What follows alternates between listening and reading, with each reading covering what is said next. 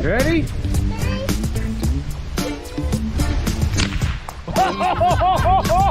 Look at that face!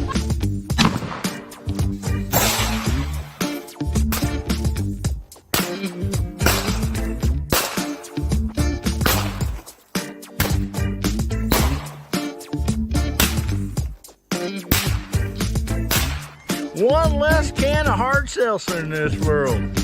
I'm proud of myself. So this is what everybody really looks like when they take their mask off after guns, beer, and therapy.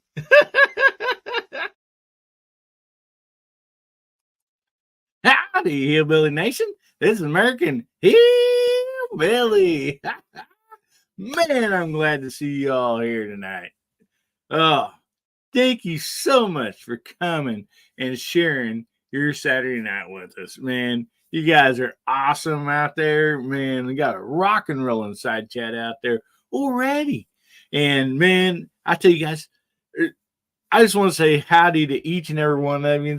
Sorry I hadn't been able to type and respond back. But I see you out there and I love each one of you, honestly do. We got an awesome show for y'all tonight. We got some great people in the green room. We got wood on the wood stove, big cast iron, pot of soup back there and stuff. So, I mean, they're done pretty good. I kind of have to bribe them with something to come on here, So, anyway, I appreciate you all so much for showing up. And, anyway, since I can't say hi to each and every one of them, as you guys pop in and out and comment, as always, we will be throwing your comments up on the screen, and that's our way of saying howdy to you, and we see you out there and love you, and thank you so much for being here. Oh, man, I hope everybody is staying nice and warm.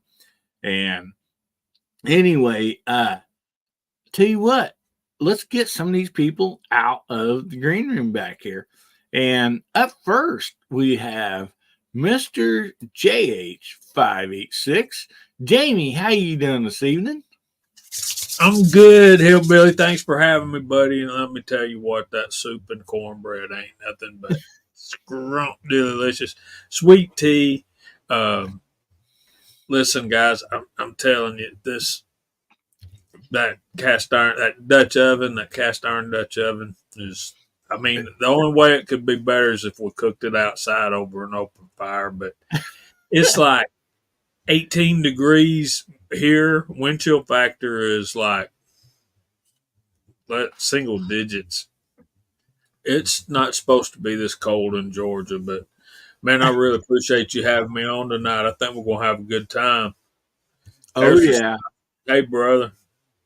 Oh, man, there's a lot of great people out there. And, be careful with that apple cider that Pat brought. I think it may have turned. So, and only certain people know what you mean when you say your cider's turned. So, Anyway, I want to shout out Tackle Fudd jumped out there with member for 4 months. Man, thank you very much. I appreciate that, brother. Oh, man. That's something we need to talk about tonight, how we get to be a member. My membership lapsed, and I don't know why, and I gotta fix that. So, well, thank you. Yeah, I had that problem with some of the shows that I'm a member with. Either the card I used, the date expired and they sent me a new card, or something like that. But yeah, I've had that problem before with other shows that I'm a member of, other creators and stuff. So anyway, thank you very much, Jamie. And I want to bring out next, we'll bring out Mac Man. How you doing tonight, brother? How's it going, guys? Thanks for the invite, and hi to all everybody in the side chat that's bouncing already. And yeah, with it being cold, that soup was pretty good tonight. But I must admit that cider was better. It tickles the old one. I enjoyed it. So thanks, Pat, for the cider. I enjoyed that, and the soup was good as well. And I'm looking forward to a great show tonight. Thanks for the invite. Man, glad to have you on tonight, brother. I really do. Oh man, we got a lot of people out there, and man, just other Mountain Billy. Good to see you. I mean, all of you guys. I'm just so happy to see y'all out there in the side chat. I mean, some awesome people out there. I mean, we can have DM Foss out there even. Oh my goodness. So let's bring up the next person. This is from Unloaded Media, Rich White. How you doing this evening, buddy? All right, and I didn't touch the cider because I wasn't sure if Pat made it with apples or road apples, so I wasn't touching it. Well, there's a possibility of maybe a mixture of both. But that'll explain why it's turning. Yeah. Oh man, look at all these awesome people out there in the side chat. Man, great people out there. So up next, I would like to bring up Garage Guy 879. How you doing tonight, brother? Oh, I'm doing really well. Just trying to stay warm here. And like Jamie said, that soup and cornbread really hit the spot. Especially once I found out that Bubba had nothing to do with making the soup. But that always makes a filler feel better, don't it? Yeah. I got nothing but love for Bubba. Want to say hello to everybody out in the side chat, and hope everybody's staying warm tonight. We're going to have a great show.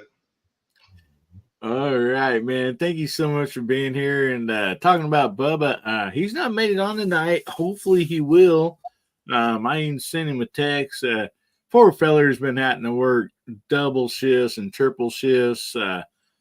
He said something about people in Kentucky don't know how to drive into work when there's snow on the ground or it's cold out. So he's been having to put in some extra shifts, so I hope he's doing well. I've not talked to him in a few days, so anyway, hope that him and everybody else out there is staying warm and doing okay. So up next, I want to bring up Mark Thomas, Mr. Leatherman himself. How you doing tonight, brother? Real good. Thanks for having me. Been looking forward to it all day. Been trying to keep up with that side chat.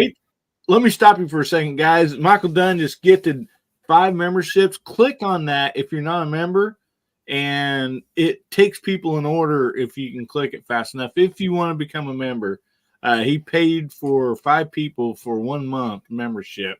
Thank you very much, Michael Dunn. I really appreciate that. Sorry to interrupt you. I know people was asking about how to do that, and when it popped up, I just wanted to let people know. So, anyway, go ahead, Mark. I really apologize for interrupting you, brother. No apology necessary. No problem at all. I got a belly full of non-roadkill soup.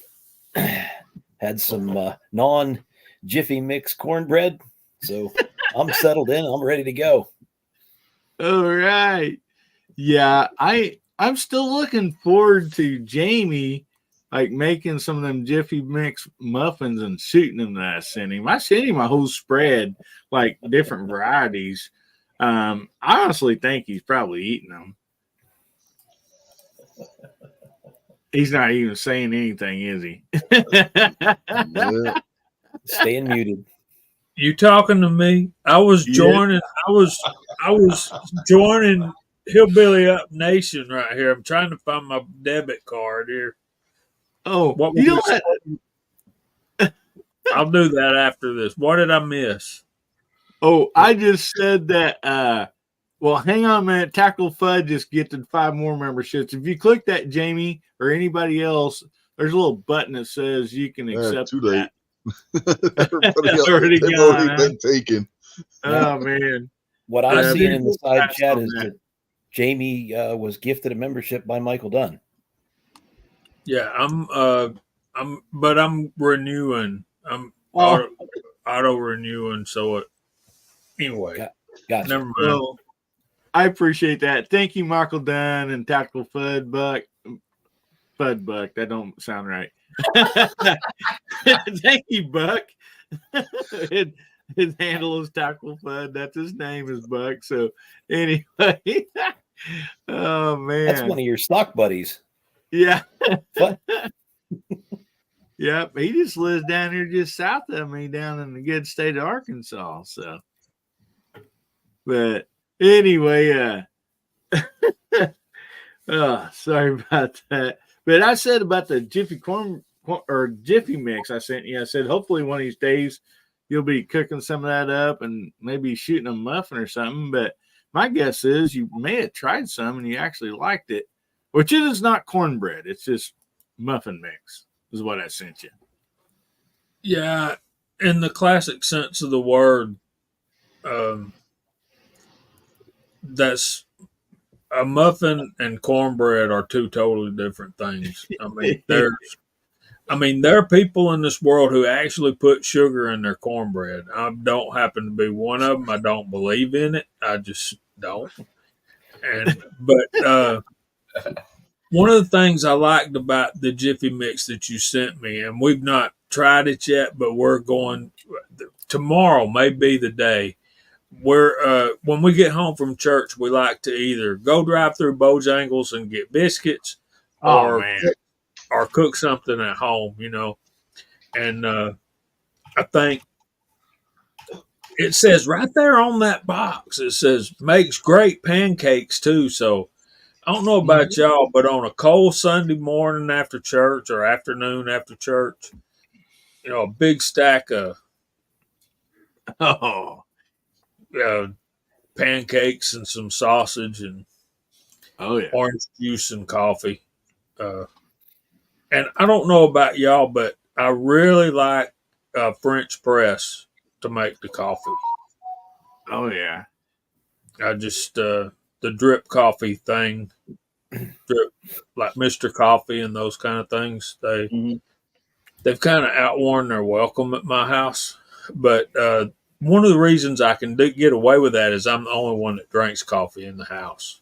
Now, my daughter will have some on occasion, but when you don't have a lot of people drinking coffee, you can get by with the French press thing. So, yeah, we use a Hillbilly press. It's just basically the same concept. You just put it in your vise and crank it down a little bit every so often, and it put it down a pillowcase.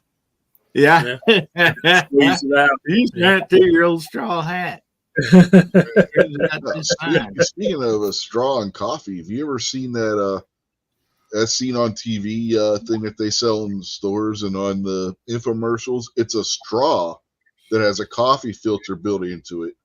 You put your coffee grounds in the cup, add water, and you're supposed to be able to drink the coffee through the straw, kind of like a life straw. It filters out the coffee grinds from the water and the coffee. This next person we're going, that is cool. It really is. But this next person we're bringing up, he's responsible for bringing that cider at May of Turn. And he also makes cowboy coffee every morning. And there's an art to that, guys. And there's a little trick, and I'll let Pat tell you what that is. Not everybody knows this little trick when you make cowboy coffee. So I want to welcome the Pat from the bunker. How you doing, buddy? I'm doing pretty good. Thanks for having me on. Good to see you all tonight. It's a little bit cold out there, and I got the old wood stove ripping pretty good down here in the bunker tonight. The trick with that cowboy coffee, and I told you at the beginning not to give away that cider deal before. Nobody's supposed to know about that because now everybody knows I make it. So now everybody's going to be but no, the trick on that cowboy coffee when I do it on the wood stove is just a nice low roll and boil. Nothing real hard, but I usually do mine anywhere between 5-7 minutes, and then let it set for a couple minutes, and then put cold water, right? Cold water, that's right on top of it, and all those coffee grounds sink to the bottom, and they stay there. So that is the trick. My wife used to have K-cups and these drip things, and I'm like you, Jamie.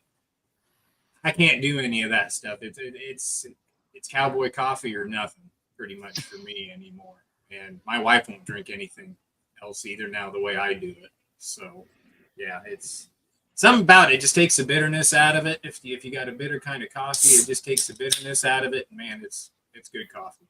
Good coffee. I tell you, let me say something, Pat. I apologize for going off on my coffee breakfast thing before you got on the panel. I didn't realize you were still waiting back there. My apologies, my bad. But another trick to getting bitterness out of the coffee is put a little bit of salt in it. It doesn't make your coffee salty; it makes it less bitter. Yep. I've found that do that with certain brands. That works the same with beer too. I wouldn't know about that, but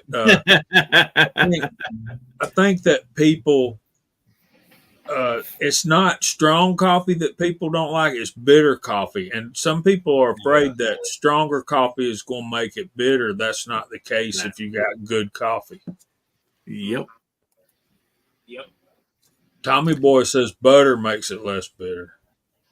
butter and bacon makes everything better. You might just stick a piece of bacon in your coffee, and that's got to make it better, you know. But yeah, not a problem, Jamie, on that.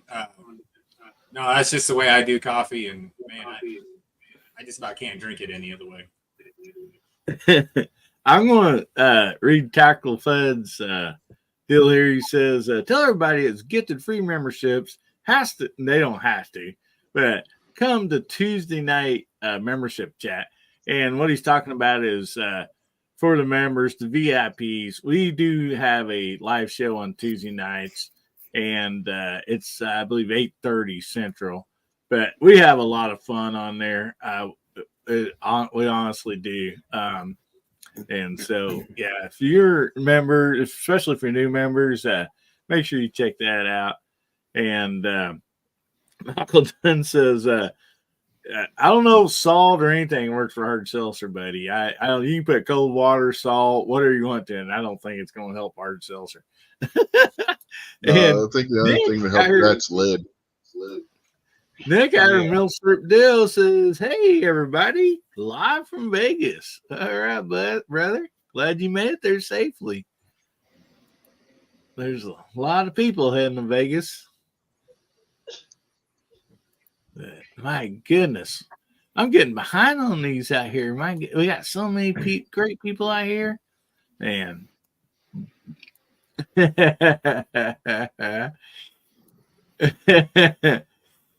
Yeah, Mr. Bob says maybe you put Viagra in your cider, it might make it harder. I don't think that's how a little bit harder. That's how it works. Might give you a stiff neck if you drink it, though. Make something harder, but it ain't going to be the cider. Oh man.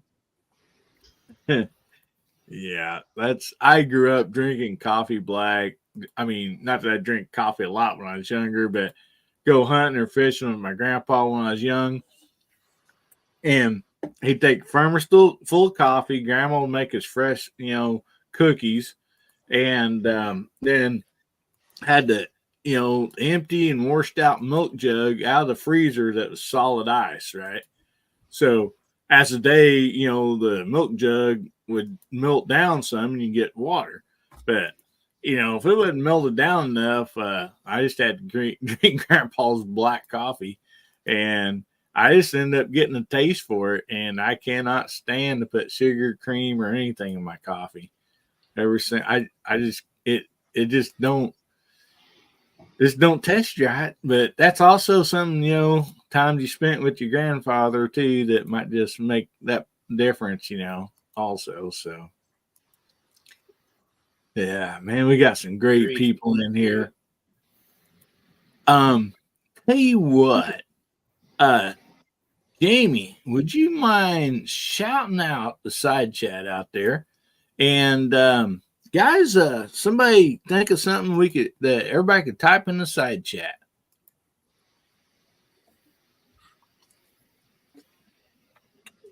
Anybody? Hashtag coffee. SS for Shot Show. SS. Okay, yeah. Whatever. Sounds good. So Husband says whiskey. He always says whiskey. yeah, It's his favorite word. All right, let's go with SS. Everybody's typing it in, so that's what we're doing. So, first of all, let me say welcome to everybody in the side chat. And we appreciate you very much for being here. So we got Nutty 357 says horsepower. Mr. Bob says hard cider. And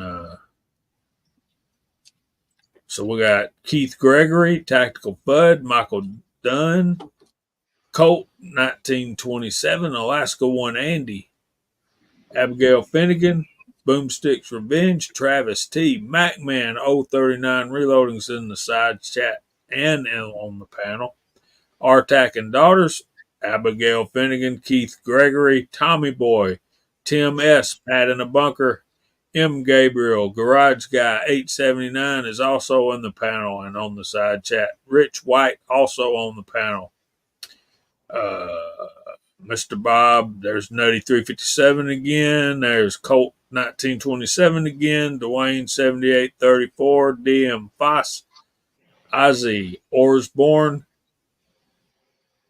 Boomstick's Revenge. Fluffy 10mm Jeep Guy. Chessboard SS Social Security. Woods SKS. The Scottish American.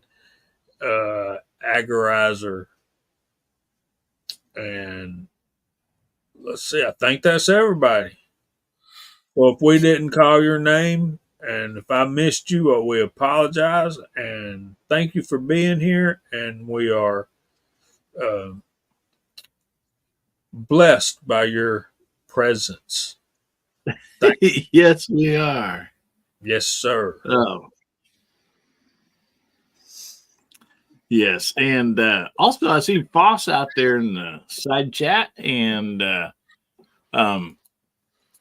G-Web's saying, "Is there a bracket on your live show tonight?" So, anyway, we'll see what Foss says, and that is not immediately following this show, but I think an hour or so afterwards, the Saturday Night Mouse Party. So. Anyway, we'll make sure after the show you guys check that out. Great show. Always a lot of fun. Oh, my goodness. I mean, look, there's such good people out there, man. I just love each and every one of them and everybody on the panel. He says there's no live after the show. Hopefully, okay, so he's not doing his live show tonight, I take it. So that's always a bummer. But he does his Wednesday night mouse party too. So anyway. So what is the bracket thing they're talking about? Am I missing something? Yeah, basically what it is, you take, you fill in a college bracket kind of thing. Well, what you do is you get that paper, right? And you can do it online. There's websites that have them. And you fill in the first round of everything with, say, different types of firearms, different TV shows, different things. And everybody on the panel gets a vote on each thing, and the winning one moves on to the next round. And at the end, whichever one's left standing, that's the one that's declared to be the best for that bracket. Yeah. So it's basically a one-sided bracket, Jamie. Oh, two-sided. Just one-sided. Well, two-sided but it takes a lot. When I've done them on my show, we've done 16 different ones. But yeah, sometimes it would just be, certain types of firearms, whatever the case might be, and people on the panel and side chat get to vote what moves on to the next deal. So it's a lot of fun. It really is. Yeah. Takes a little bit of time, though. And you can get some really interesting outcomes, like the bracket that was on Midnight Range TM's one show, the one time Slim Jim won as the best candy bar. I think that was to our buddy Gizzard Gary. Yeah, Gary. We were trying to figure out another, before the show went on, trying to figure out another candy bar to put on the bracket, and Gary said Slim Jim, and that ended up winning. So, oh man, That's great, except Slim Jim's not a candy bar. exactly. Sold him the candy bar Yeah. out. Yeah, And but it is down this. But it is down the snack aisle. Well, I will say this. Last week on Ron Wayne's members live, he did a bracket, and it was basically what gun, if you could only choose one gun, what would it be? It could be pistol, rifle, whatever. And it come down to high point and an AR, high point carbine and an AR.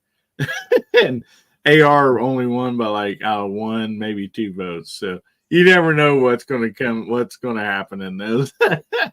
Yeah, my first Christmas Eve episode, the first one we did a bracket best Christmas song, and the Chipmunk song won from Alvin and the Chipmunks.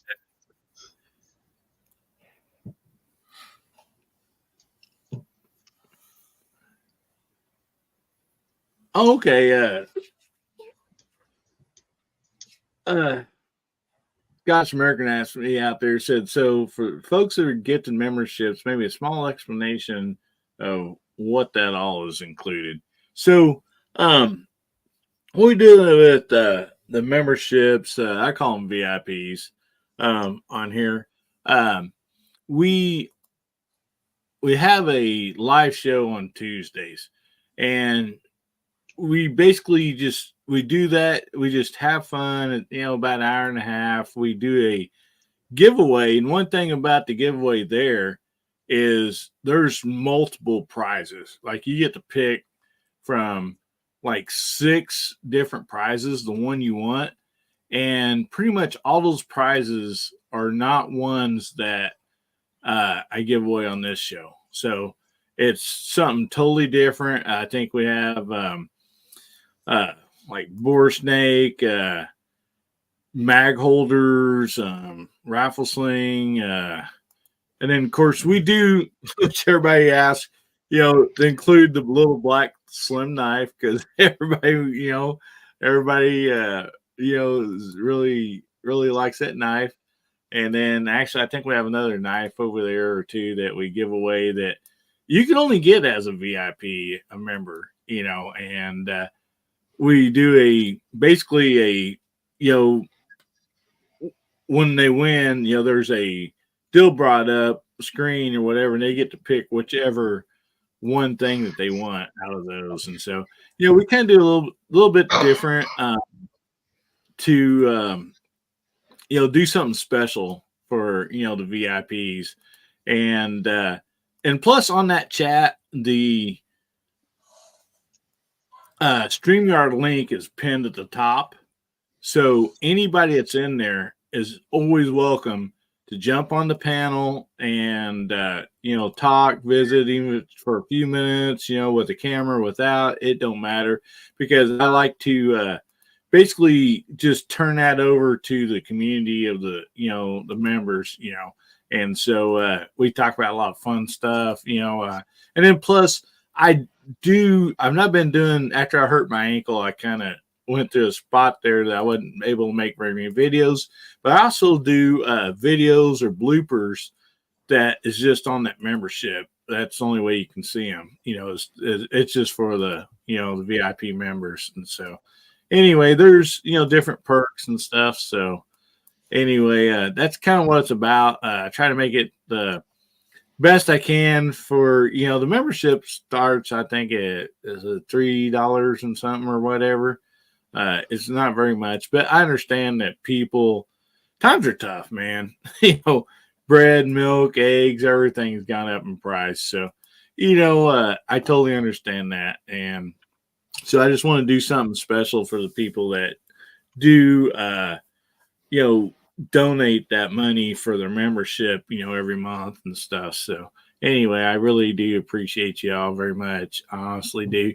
And with that money from the memberships, I mean, really, guys, that money comes into this channel and that goes right back out to gifts for everybody. That's what pays for these, the little black slim knife, all that stuff. So it's not coming out of my pocket like it has been for the last year. So that really helps out a bunch. So, man, we got a lot of great people out there. Yeah, Michael Dunn said it helps channel for better prizes and more prizes. So there's no doubt about that. Let's get on to a topic for tonight. We got some great topics, as always. And Ron Wayne, we're going to do a topic later. You don't head out of here early like you did last night on the Takeover show, because we have a topic that you just happened to miss last night. And so, anyway, we're going to jump out here. Let's talk about this. We had another one we'll get to, but I'd like to talk about this one first. And this is recoil impulse. Doesn't matter to you, not only to you, because most guys are going to be like, hey, I can dual wield 500 Magnum snub nose revolvers. I mean, well, that's good for you if you can. But anyway, the main thing is does it matter to you personally? Maybe on the way you shoot, and for other shooters, maybe it might be. I always hate to spring women into this, your wife or daughter, whatever, because I don't really want to put them in a class that say, hey, they can't handle recoil, because there's women out there that can shoot, handle that recoil way better than I can. I mean, they'll shoot it and just smile, and I might shoot it and cry, So I really hate to bring it down to them, but maybe younger kids or something like that, and just basically, recoil impulse, as general, just your thoughts on it and everything. And so we'll just start out with you, Jamie, and side chat, please chime in on what you guys think too. I'm not afraid of recoil. I kind of like it.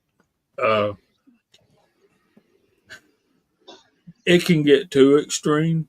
Like, for example, 12 gauge shotgun. I like shooting about a box. I don't like shooting 12 gauge all day long. And of course, it depends on the gun, of course, like you were talking about. Snub nose revolvers, they can be, especially in your Magnum cartridges, can be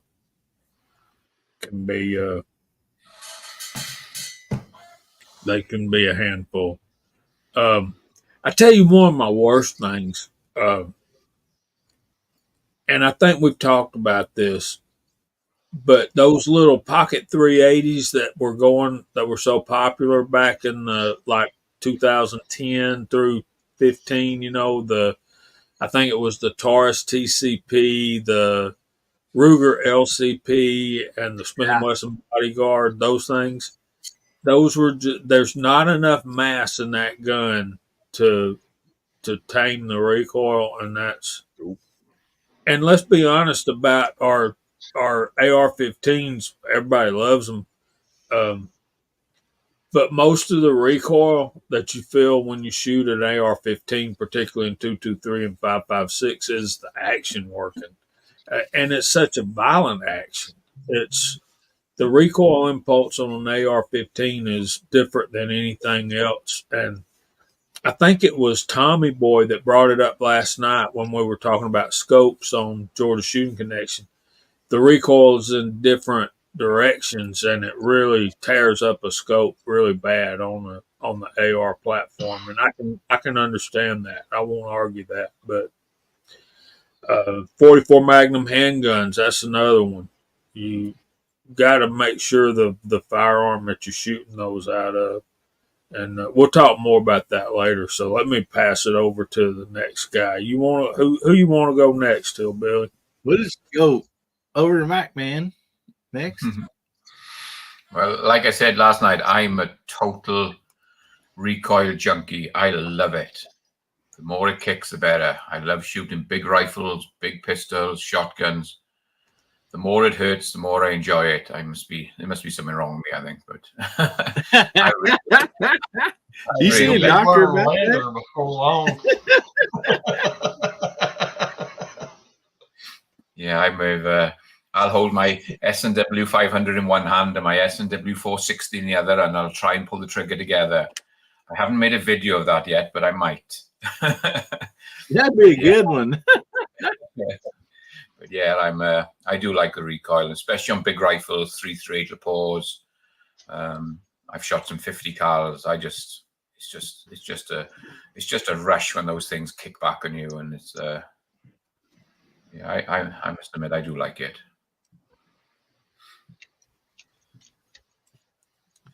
Alrighty. Does it matter on though, like, taking you said you took your grandson out to shoot today. So when you're implementing guns in the hands of the younger kids and stuff, how important is that recoil to you as far as introducing guns and stuff? I'll always start them off on obviously the smallest one. He's been shooting 22s with me for years, and then we got him into the 9mm, and then we got him into a 223 AR. But today he was handling the full-blown 357s out of my Python. He was shooting the 45s. He shot a couple of 44 specials, and the gun he liked the most was the 10mm. The pistol and the little like the AR style 10mm I got, and they both kicked quite hard, those 10mm, but he really enjoyed it. He liked shooting the pistol, and so I said next time we go out I'll probably get him into shoot the 44 mag. I'm not going to put him into the 500 or the 460 yet. When he says he wants to shoot it, I'll let him shoot it, but I'm not going to just bring him in, because those are pretty aggressive. Those two guns are really, and I think for a youngster, the biggest thing is trying to hold on to it, because, like I said, with a 500, it really flips, and I think he needs to have a nice pair of tight gloves and being able to hang on to that pistol, because otherwise it's just going to spin out of his hand. And I think once he's shot the full-blown 44 mag a few times, I think he might step up to it, but. Yeah, just bring them on slowly. And same with the rifles, bring them up 223, maybe 308, then them to a 7mm mag, and then might even get him into my 338 Lepore. But yeah, just bring him up so he gets used to it, and he's fine with it then. Yeah. Alrighty. Thank you, buddy. I appreciate that. Also, I mean, guys, I have a strong just rule myself. I don't care if it's an adult or whatever, but anytime I hand somebody a pretty powerful gun, revolver, whatever, it's only got one bullet in it. I don't care what they say. I mean, that's just my rule of thumb. You shoot that first shot and you handle that okay, we'll put some more in them. And just because of that, raise up or over the shoulder or whatever, so always stay safe. Honestly, guys, always use your head and stay safe, regardless of what the other person might say. They already brought their 500 Magnum and they're shooting it one-handed. That's another story. But, if it's somebody that you've not seen shot before, just be safe out there, guys, man. So, Rich, what do you think? What's your ideas about that, buddy? Well, I like shooting, but then there's a big but here. With the damage to my right arm, I can't shoot some of the stuff I used to shoot. It's too painful. We were at the range not that long ago, and somebody handed me their 629. I was like, here, you want to shoot a couple of rounds off of this? Because he saw me with my 627. Yeah, I fired one round and handed it back to him. That just wasn't going to work. And Jamie's point about the LCP, my wife had one of those. She shot it once and promptly sold it. My wife, exactly. Yeah.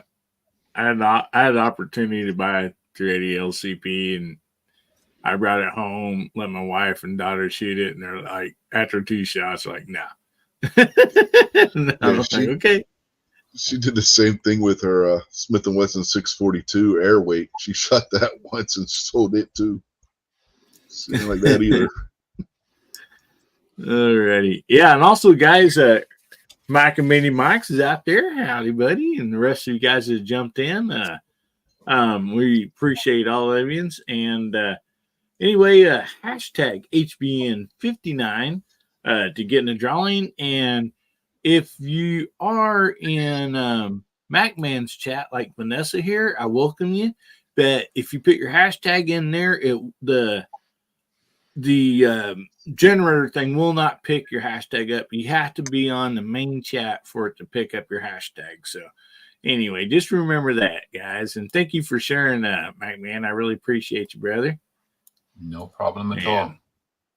So anyway, Mark, Garage Guy, this was one of your topics that you wanted to talk to you about a few weeks ago. We talked about this, and we've just been super busy through December and everything, so we got to finally bring it up. So what's your thoughts on this, buddy? Before I answer, I sent you a little message on the private chat there. Oh, okay. Okay. All right.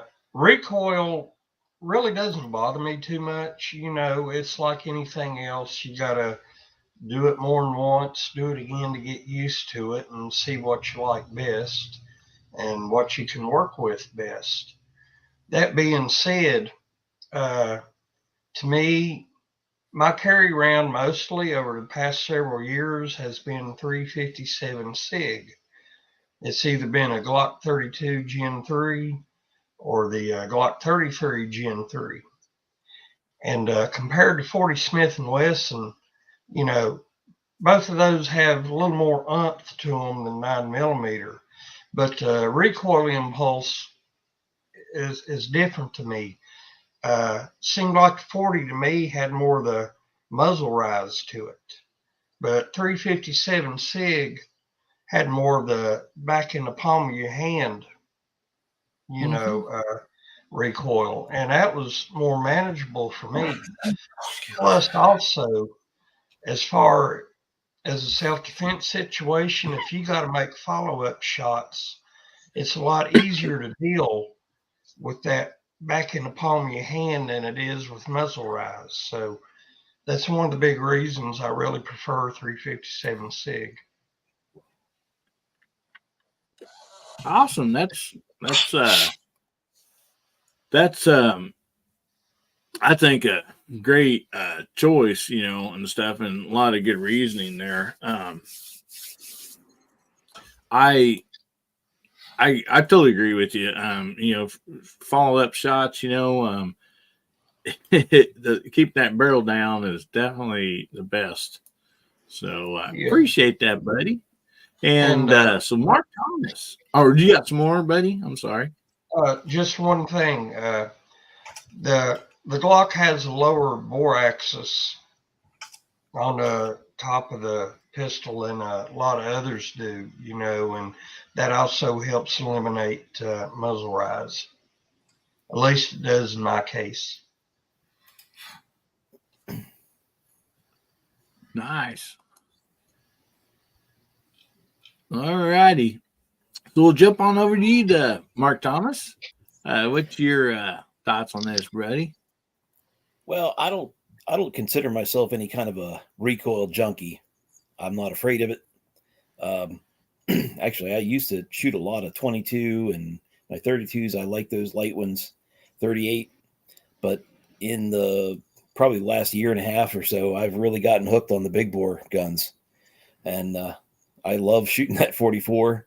I mean, the trigger guard gets you on the knuckle, and that's a good reason for wearing some gloves.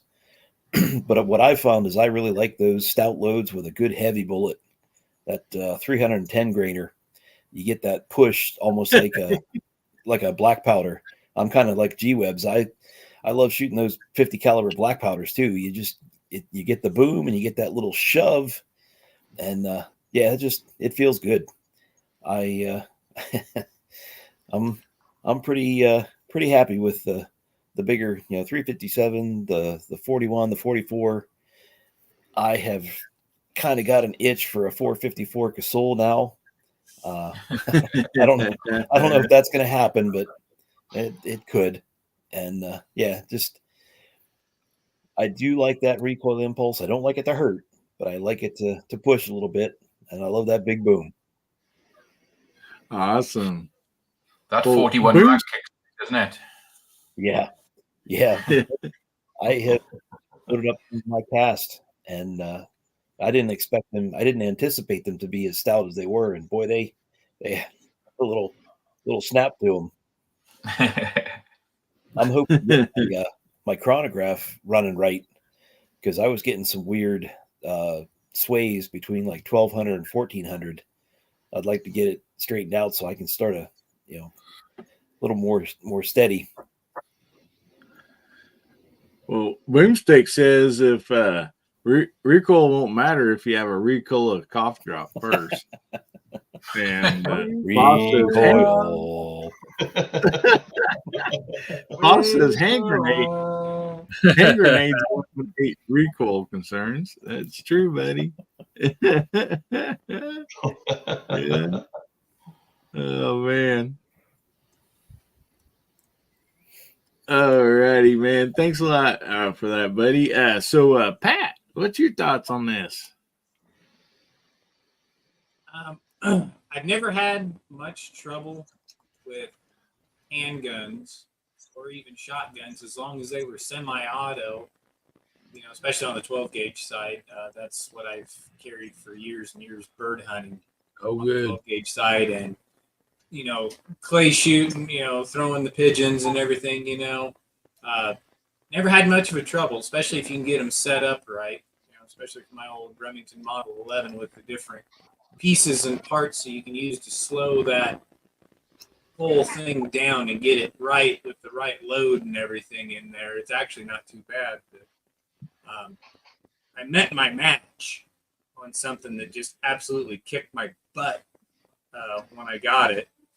And I didn't think it was going to be that bad, but it's this bad boy right behind me that I did a special build on.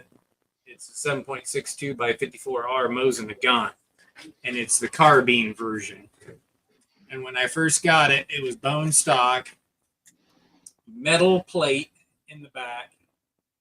And I'm here to tell you, fellas, that one will kick your butt 9 ways from Sunday with that dang metal plate and everything. And I'm not a big guy. I'm 6 foot, about 150 pounds. So I ain't got much meat on my bones, and my collarbone and my shoulder and everything is just like bone on bone contact right here with that steel.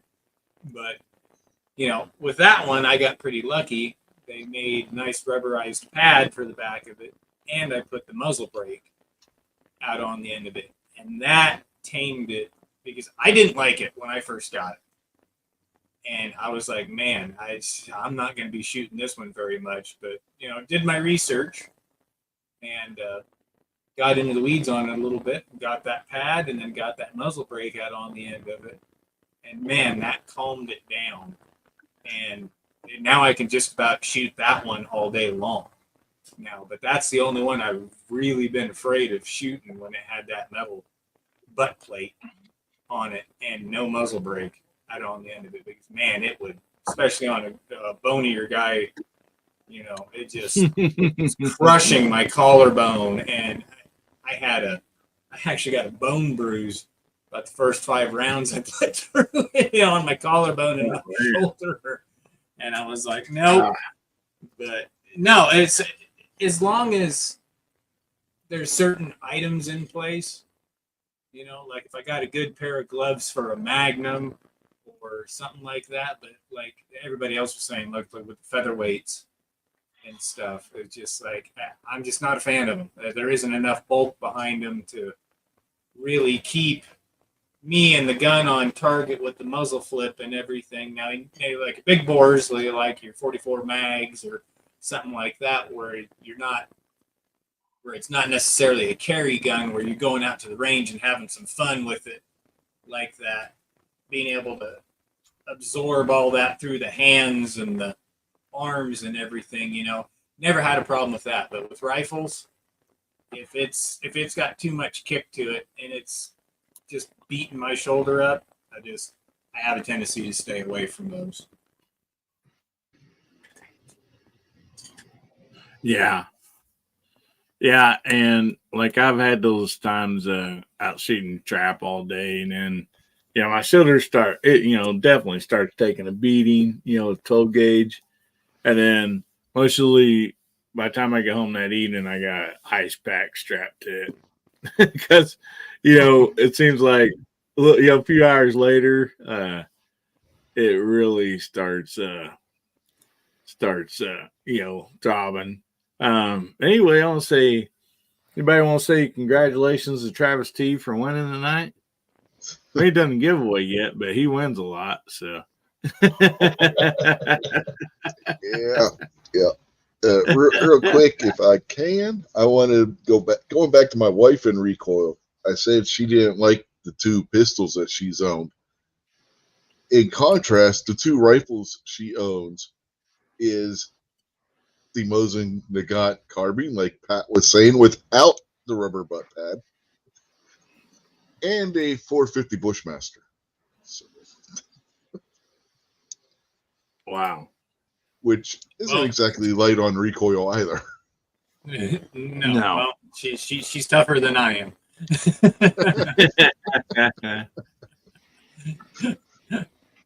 Yeah. Ooh, man, those comments are coming in here. Yeah, Scotch American where he said hashtag Riggs on Travis T winning. So, and so did our tag. I believe one night on here we had Woods win. Was it 3 in a row though? Well, he's giving away multiple, or he's doing something. I don't remember if it's a takeover show or something, but yeah, Woods one night was very, very lucky on winning too. So, man, for me on recoil, I'll shoot everything, about anything once, but then again, for me, it comes down to like, if that gun hurts my hand or my shoulder, to the point, am I going to buy that? And am I going to actually enjoy shooting it? That's something that I think about, also. And so, I kind of take a lot of those, and look at when I'm, especially if I'm going to buy a gun. And then, like, I think it was, a few people talked about it earlier, now the 460 Smith & Wesson, I love that gun. The recoil is more back in your hand, and just the energy that comes around, when you shoot it, I love it. And I personally like shooting it better than I do the 44 Magnum. Not that I don't like the 44 Magnum, but if both of them sitting on the table, I'm probably going to pick up that 460.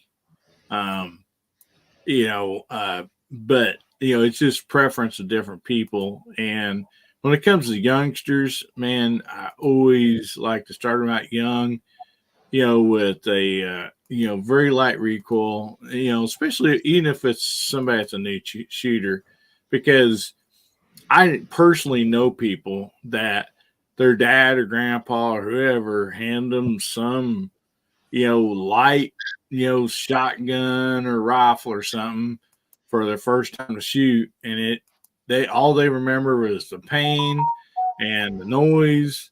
Of course, back then nobody, I mean, I don't know about everybody else, but yeah, you didn't have Air Pro back then or nothing. And, it's just literally makes them not want to shoot a gun, and so, we don't want to do that to anybody. I mean, really, no matter how funny you think it is, it's not funny. I mean, it's really not, guys. So, um, be nice when you have new shooters, young or old. Let them get the handle of it, not only for that reason, but also for safety reasons. It makes a lot of difference. And if they're going to love shooting or if they're actually going to hate it, and, you do that to somebody, it might be the last time they shoot a gun, because of, just the, that right there, you hand them too heavy of a gun or too much recoil, of a gun, and they're just done, so. And I definitely never call anybody a sissy or any other names because of it. It's a whole nother deal, especially if you're a new shooter. And so anyway, yeah, you'd think I'd be a real cool junkie. Many times I've been hit on the head with a frying pan. So,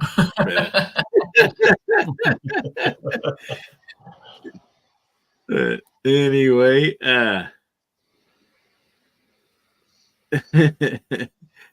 so we're going to be doing a giveaway, guys, here in about 20 minutes, roughly. So make sure you're hashtagging HBN59 and getting that drawing. And not only do we have one gift, and I am going to be giving away the skinny black knife because that just keeps getting requested. But anyway, Garage Guy has very generously said that he has a knife that he'd like to give away tonight. So that is awesome, brother. Thank you. So we're actually going to have 2 giveaways tonight. Appreciate that, man. So anyway, let's jump on over to another topic real quick. And we'll go through this before we get to the giveaway. So do you have a firearms list for 2024? And I believe that pretty much everybody probably does. And this can be, we talked about this a little bit last night on the Takeover show. And we took over Giz Gary's show last night and had a good time. Thanks for everybody that jumped over on that. But we talked a little bit about this last night. We were kind of mainly talking about pistols. So anyway, rifle or pistol, what would you, what's kind of on your list? And we got about, we'll go through this. We got about 20 minutes about 20 minutes. So Pat, we'll just start out with you down there on the bottom and work our way back around.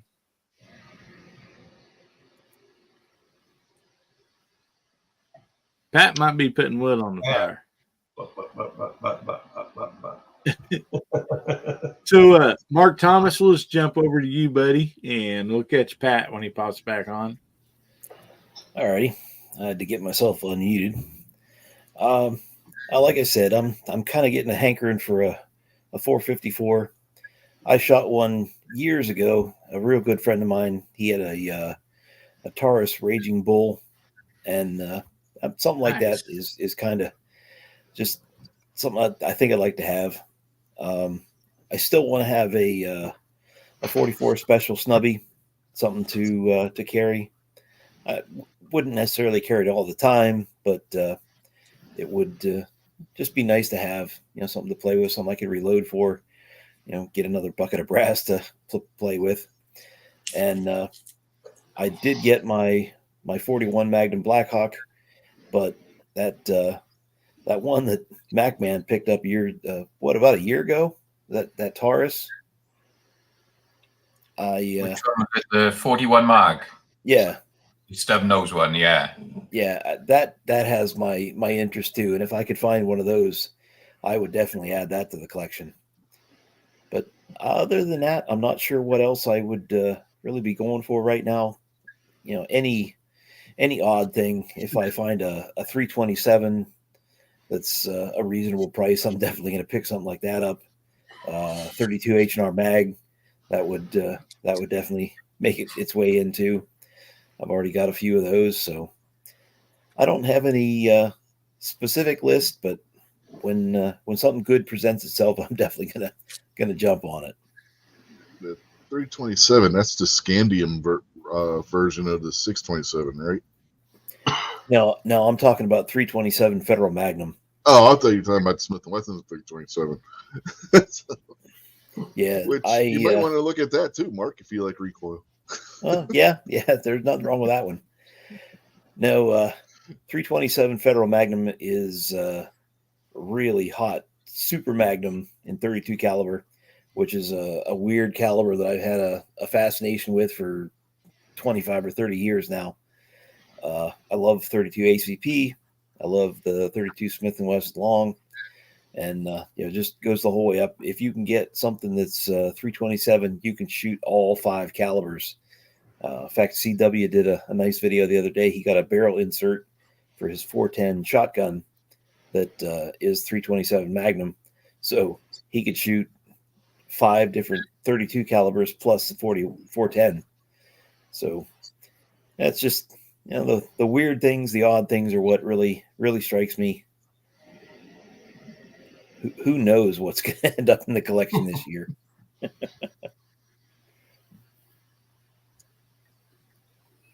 Oh man, that's really good stuff there. Being a car guy, anytime anybody says 327 or 454, I have to jump. I have to think. First thing that pops in my head is Chevy engines. So I didn't think about that. You're right. Yeah, I every time. Yeah, it's kind of like seeing a squirrel or seeing something shiny. As soon as somebody says that, my mind just always goes there, for a second. So, Garage Guy, how about you, buddy? Well, as far as long guns, I'd like to get in some long distance target shooting. Probably something in 17 HMR that I could build on. I'm looking at the Ruger Precision rifle as far as that goes. And as far as handguns, I've been getting into 22 LR really heavily here lately. And maybe later on this year, I don't think it should cost $1,000, but that Smith & Wesson Model 41, my God, that thing's $1,000. And even though I can't see it, I would like to shoot one. And I don't know if for the price it'd be worth it, but I'd like to at least give it a chance, So there'd be my 2 picks for this coming year. Oh yeah. Yeah, that'd be good ones right there. No doubt about that. So Rich, what's on your radar, buddy? Well, I do want to get something in 300 blackout. Replace my 5.56 home defense with the 300 blackout, possibly suppress it. And then pistol, we talked about pistols last night, but definitely want to get one of the Live Free Armory Apollo 11s. And the Shadow 2 compact, I want one of them. And what else? There was a couple other things I said last night that I can't remember right now. But there's a long list. I could be here for the whole 20 minutes. So, I think I need to let somebody else go though. So I think MacMan would be next. Yeah, you bet you, brother. Well, pistol wise, I want that the new Colt Python Compact Elite, which I showed you last night. That's on my list. And also a Henry revolver 357 non-bird head, I think. I'm going to try and find octagon barrel Henry in 41 mag. I've got most of my Henrys and things to match up with my pistols I've got, but I haven't got a 41 mag lever action. So Definitely one of those, I think. Very nice. And anything when I go back, because I go to a local gun store now, and they always have a lot of used stuff. And I'm keeping an eye out for the early Smith & Wessons, all the ones that are like the first generation, not like a 57-2 or -3. I want one with no dash, no numbers on it, just the main number. So I managed to pick up a 57 a week ago in 41 mag, and I'm going to try and keep an eye out for those early ones, those first generation guns, which if they ever pop up, I'm just going to grab them and add them to my collection. And probably I'll have a big list probably next week once the guys start posting stuff from SHOT Show. I'll probably have another big list like I did last year.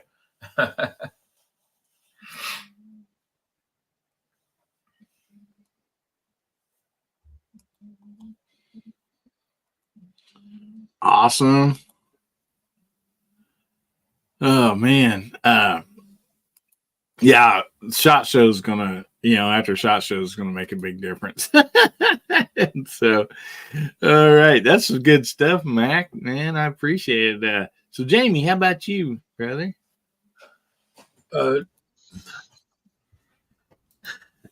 I know y'all have heard me say this over and over, but I'm resolute. I will have a Marlin Ruger 44 mag lever action. And I went to a gun show today. I saw Rossi's for starting at $600, and it was tempting, but it ain't a Marlin, and I resisted. So there's that. And I had an acquisition this week. I was blessed with a CZ 75 BD, which is the gun that I had stolen and break in my house, and that was a real blessing. So I think that's more than I need to say about that already, but we'll have video on that. But I'm humbled by that, and that is I can't talk about that much or I'll break up. But I won't. If I think there's a weasel involved in that, no doubt. There's definitely a weasel involved in that, and if he's still out there, Scotsman, I want you to hold me accountable, brother. I want you to make me not compromise and get a Rossi 44 instead of that Marlin. I really got my heart set on that, and they're rare out there right now because of the fact that they're new and everybody's grabbing them up. And I have an affinity for 16 gauge shotguns, and I saw one of those today, and it was tempting not to, because it was just like a gun that I have, but it was in much nicer condition. It was a Stevens 5100 side by side, 16 gauge, nice. And it was like $550, and it was hard not to grab that thing up. But that money set aside, that's their Ruger Marlin. So, and another guy at the gun show almost got, that close to getting almost all of my Ruger Marlin money. He had a 629-1, and he wanted $800 for it. And it was so tempting. It was in beautiful shape. I think what made my mind up is that we were at a gun show and they had wire tied the cylinder shut, so I couldn't open the cylinder and confirm the model number and the dash number.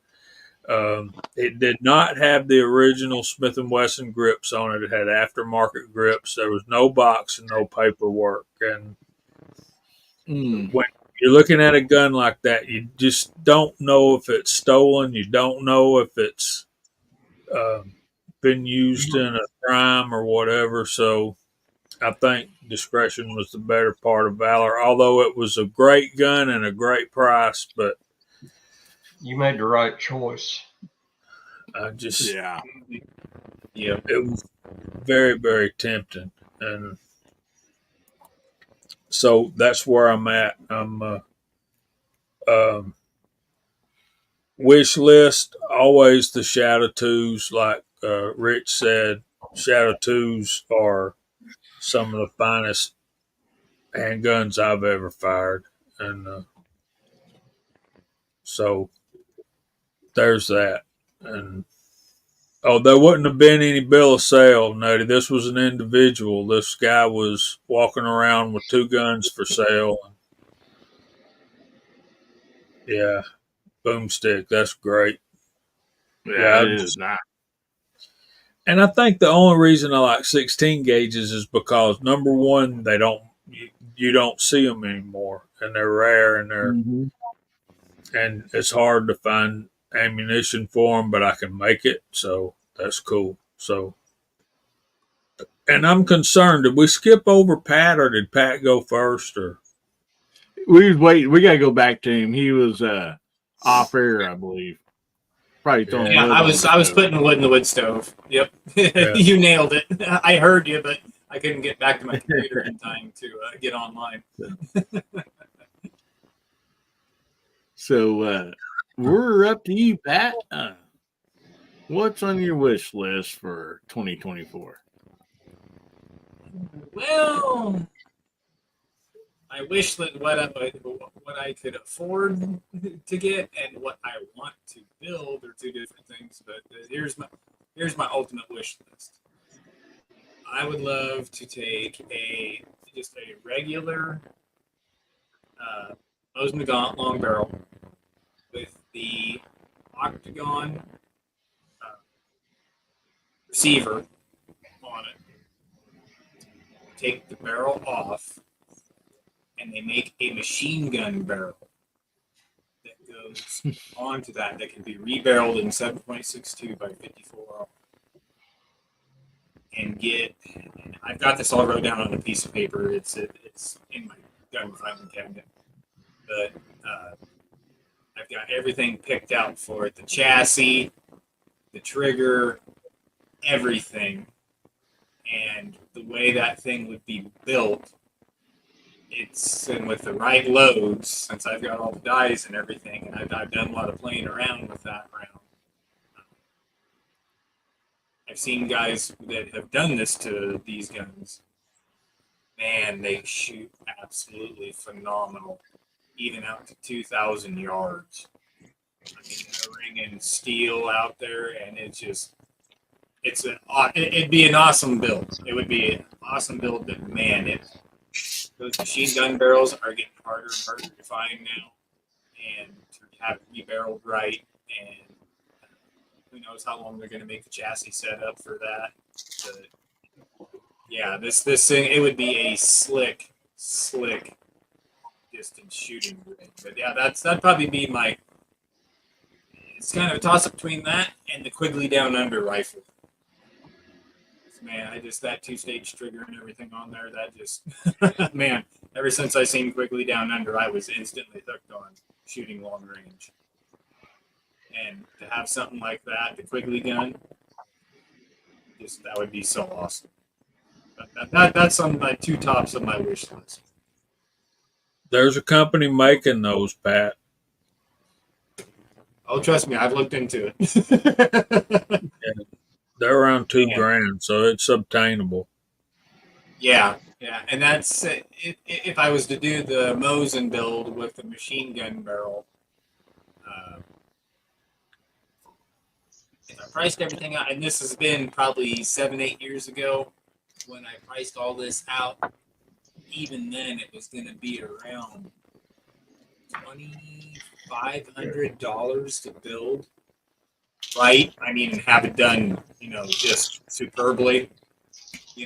So yeah, it's those might be my two top rifles, and then we talked about this one last night. The Platypus 1911 9mm double stack.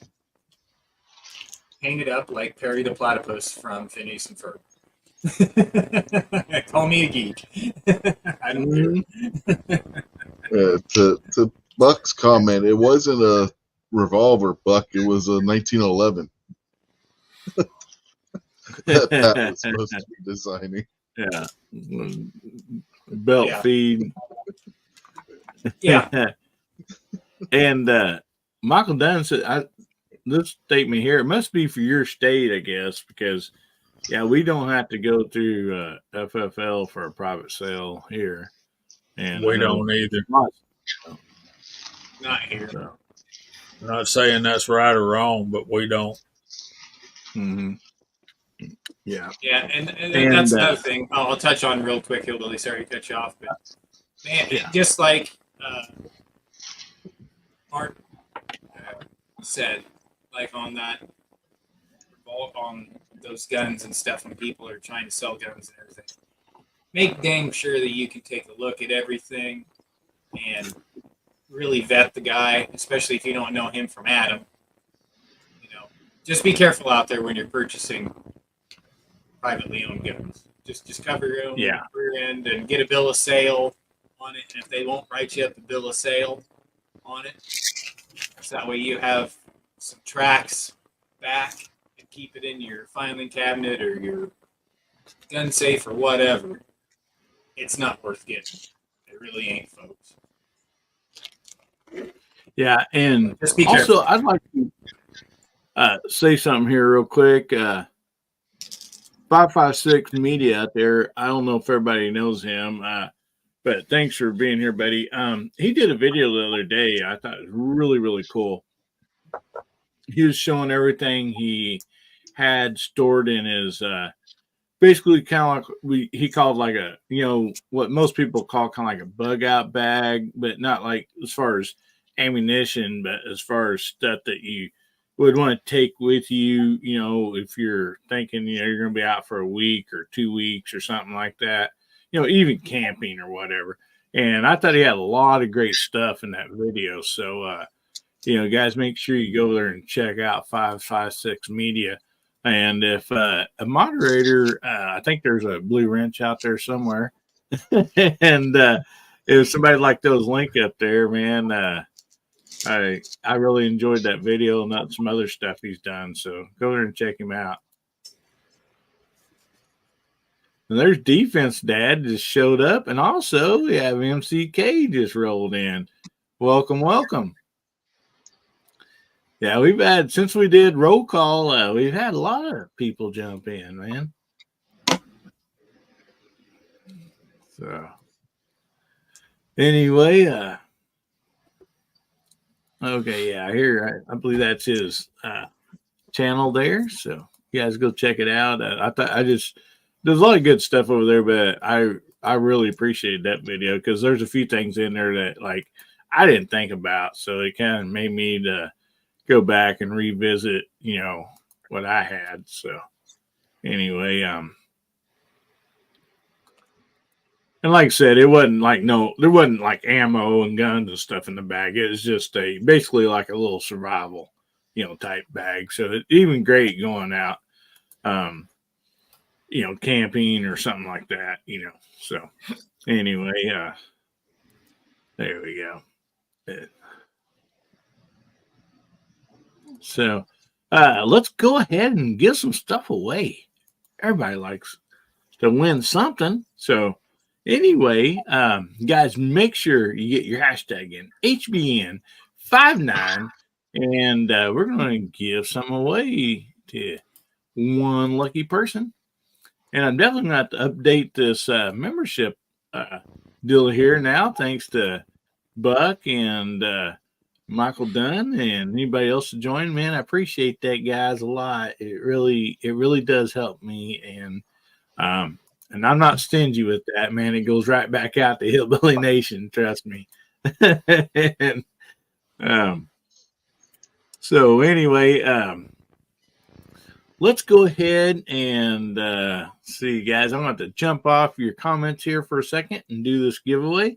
And then right after that, we're going to do a new hashtag. And Garage Guy has a wonderful knife to give away also. But I am going to, I guess I should grab the knife. Most everybody's seen it. But anyway, this is, I can go ahead and pull this window up, I guess. This is what everybody calls the black skinny knife. It is a flipper knife. Got a really cool little blade on it. I love this thing. I use it so much. Honestly, I do. And anyway, there's a glass breaker on here, but Moose says it's an icebreaker to break up ice for your mixed drinks. So, that's up to you. And it does have a pocket clip on it. So that's what I will be giving away tonight. And we got some more hashtags coming in here. So anyway, tell you what, Jamie, tell me when to spin this thing. Okay, hold on just a second. We got more coming in. We did. Are you ready? I am ready, bro. Roll that beautiful bean footage. Boomstick.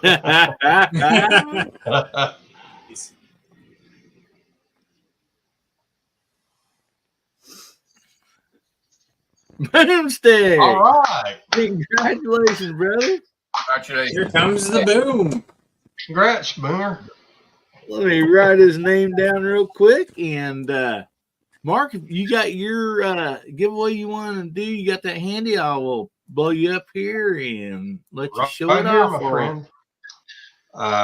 We tried to give this real away. Quick, Boomstick, you got to say something, buddy. You do have to be present, so make sure you shout out there, buddy. Sorry about that. Go ahead, Mark. It's all right. This is one we tried to give away right before Christmas, Elite Edge. I got this from the Cutlery Corner Network, and I'll go ahead and open this up right quick. It's got the black laminate handle on it. As you can see, it has a belt clip, and it's about 7 or 8 inches in length. And this is not a light knife. It's got a little bit of, it's solid. Really solid, brand new, never been used. Still new in box right here. Some lucky person's going to win this here in a minute. Is it sharp? Yeah, it feels pretty sharp to me. Let's see you shave half your mustache off. I think I'll pass on that, Jim. He got real quiet, didn't he? Yeah. Caught me off guard. Oh, Mark hey, says it's not mustache shaving sharp. Sorry, I hate to cut you all off, but Boomstick said I already got one. Give it to. Yeah, I seen it, buddy. Okay. Yeah. So anyway, I want to also shout out Bubba out there. I don't know what somebody locked the back door in Bubba, didn't they? He didn't make it in. Yeah, it's 15 degrees here, so yeah. So yeah, he might have shown up because he heard what Pat made the cider out of. So Yeah. So Boomstick, thanks a lot, Pat, for shouting that out. Boomstick graciously said, "Send that to Artec." So Artec, man, he's like cashing in, man. He won the Brownworks AR grips giveaway and some magnets and stuff. So awesome, buddy. I will put Artec down in there. And we'll be sending that to him. And sorry, guys, here I'm behind on the side chat, but I'm going to type in a new hashtag and get that ready real quick. So if you guys want to share anything amongst yourselves while I do this, I'd appreciate it. Yeah, garage guy, dude. There's 3 or 4 guys saying, shave it off, shave it off. Let's see it. Oh, I've had this since 1988. It's not going anywhere. Yeah, it's kind of like mine. If you seen me clean shave, it was when I was in my teens to early 20s. So Oh wow. yeah, I'm 61 years old. I don't remember when the last time I was clean shaved. Well, And I'm by that, 60. I mean completely. Like, Yeah. Yeah. Well, me too. Like I said, 1988, I got out of the Army, and I've had the goatee or whatever you want to call it since then. You know, I don't even remember if I got a chin or not. Yeah. For me, it would But be on a, 1999, and again, and just like with Garage Guy, we've been getting out of the Army. I haven't shaved since, and done a full shave since. but the thing of it is, on the sides, it won't grow. Right here, it grows great, but on the sides, so what can I do?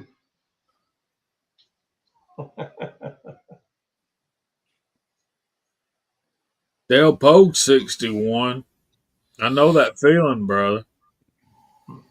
And Pat says it's -2 there. Tim S. 11 degrees in Missouri.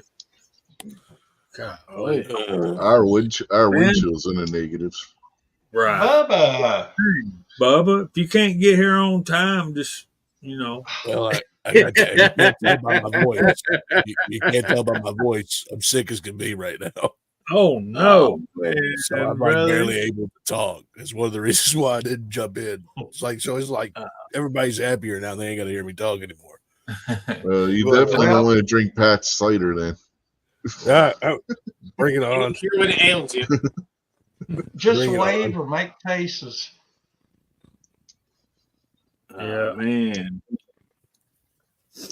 Brother, man, that sucks. Yeah. Yeah.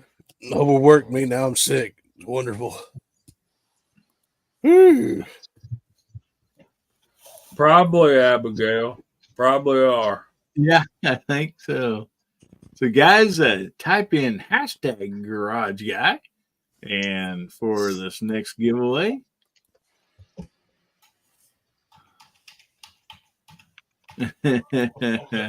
So, like, I thought maybe you was working on your Sam Elliott voice or something.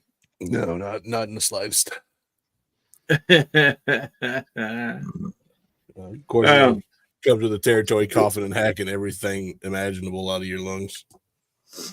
So, guys, if you don't mind, I know, like Bubba saying he's sick, and there's a lot of other people that's been sick across the country, you know, especially like even in our community for the last, several weeks to now, and then the cool weather and everything. So, anyway, Jamie, would you say a quick prayer for everybody out there that might be, battling sickness or the cold weather or whatever, brother? Yeah, I'd be glad to. Let's pray. Great and gracious Heavenly Father, we come to you tonight with not just thankful and grateful hearts, but Father, with hearts concerned for our fellow human beings, our brothers in the community, and our friends on YouTube. We want to thank you for the vehicle and the mechanism of YouTube that's brought us all together from all parts of the country. And Lord, we know your hand is involved in that. But right now, Father, we want to lift up those that are not feeling well. We've got Julio especially going through some really bad changes. So we just pray your hand of healing on him, as well as Bubba and so many others in our community that aren't feeling well. And Lord, we just pray that it'd be an opportunity for you to bring glory to yourselves. Pray that you be with the doctors and the caregivers as they tend to our friends. And let us give you the glory. In Jesus' name, amen. Amen. Amen. Amen. Thank you, Jamie. Appreciate that, brother. So make sure you guys get that hashtag in, Garage Guy, because maybe I think he said something like we get like 30 people in this giveaway. You might shave a little bit of the mustache off or something. I don't remember what he said. So.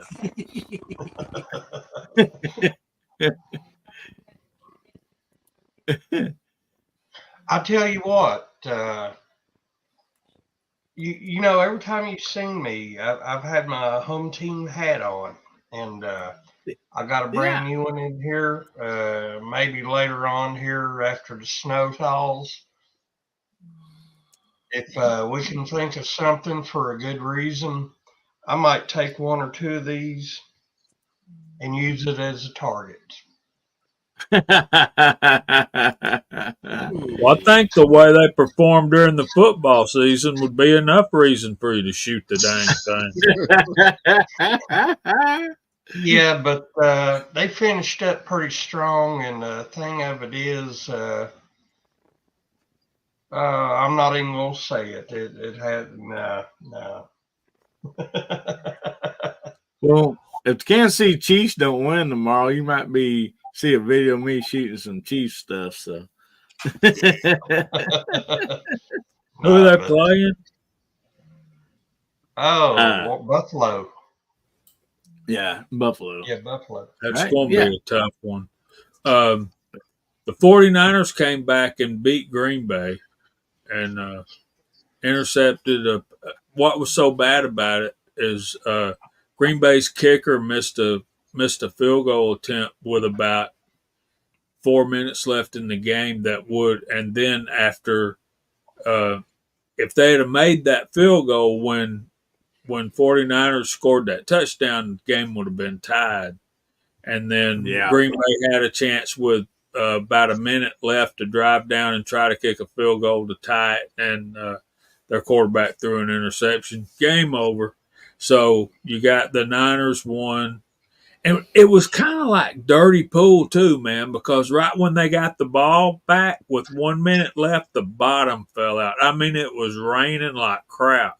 And yeah, it was like God wants the 49ers to win, you know, and you can't argue. So it was, and of course I got the sound off and I'm just glancing up every once in a while, but I thought y'all might find that interesting if you're a football fan. I know the 49ers like to see Kansas City in the Super Bowl again, they said. So you know, one thing I can tell you right now is you can try to tell God that he needs to do something. He's just like, nah, I'll do it my way. Alrighty, so we have another giveaway here, guys. Let's see who the winner is going to be for this awesome knife that Garage Guy is giving away. And we have 26 entries, guys. We got 35, 38 watching, and only 26 entries. So, anyway, Garage Guy, since it's your giveaway, I'll let you call when to spin the wheel, brother. All right. Let's go a 1, a 2, a 1, 2, 3 now.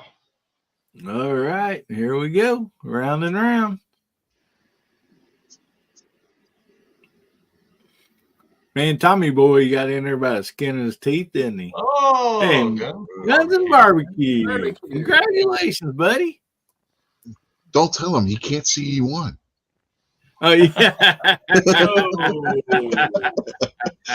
Ouch. Oh, man. So, barbecue, you're still out there, brother? Say something so we know you're here. There he is. There you go. Says, oh, snap. Right. Like that was cold-blooded. Right. I'm typing in my email address. Just send me a mailing address at this, and I'll get it sent out to you. That's a good looking knife too. Yes, it is. It really is. It feels Maybe. really solid. Maybe barbecue will shave with it and do a video.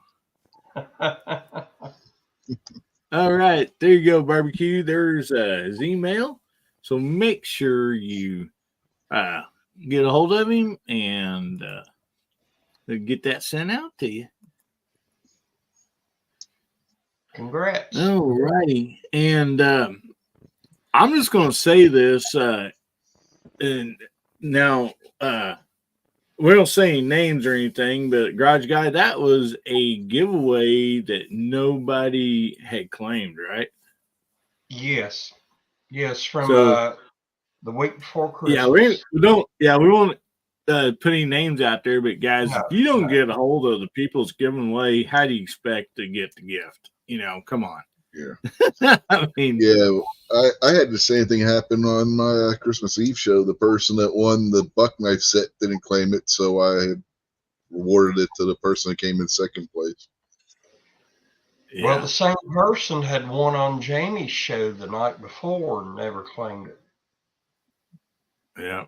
So, yeah, guys, if you win, you know, make sure you get the information to whoever's giving it away, because they can't get it to you if you don't get the information. And barbecue says he might shave his head, perhaps. He don't shave his face. So I think right. if I can expand on that just for a second, I think when somebody's nice enough to do giveaways, that somebody that's able to, and you're kind of clogging up the system like that, I think that's doing your fellow viewers a disservice. Yeah. Yeah, agreed. Yeah, really. Yeah, most definitely. Not to pile on or nothing, but Right. well, I mean, it is. I mean, because somebody may be out there really, really wanting that, and and it may miss them by just one tick on the thing, and then that person just don't follow up, and so yeah. If you enter these things, please make sure you get a hold of whoever's giving away. It sure makes it a lot easier. And so, is Ron Wayne still out there? Did he leave already? He's gonna have to learn to not leave these chats so soon if he did. Uh-huh. I love giving I think he's still out there. He had a post a little bit ago. Yeah.